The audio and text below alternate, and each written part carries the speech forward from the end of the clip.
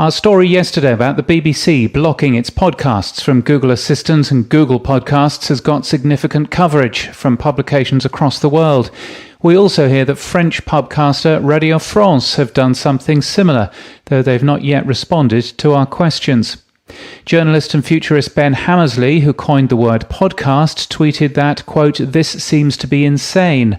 Dave Weiner, who added the concept of enclosures to RSS feeds, and thus is held by many to have invented podcasting, also tweeted a link to our story, highlighting the BBC's requirement for a license and user data.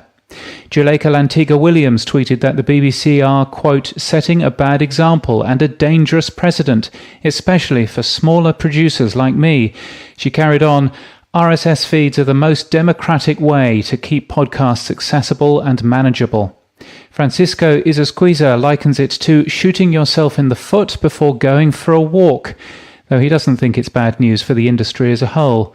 And we liked Jonathan J.B. Webb's alternative headline, "BBC says not okay, Google." Top marks.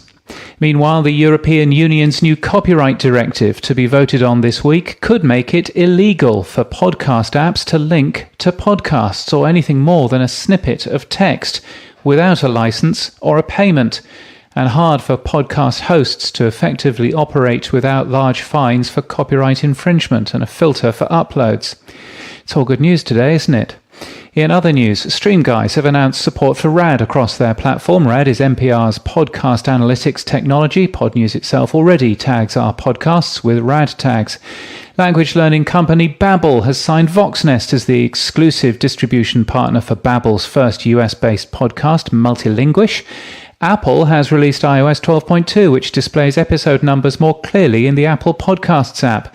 We'd recommend you use the episode tags. They're good for accessibility.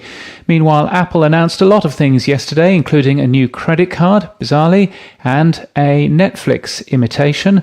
There was no news, though, about podcasting.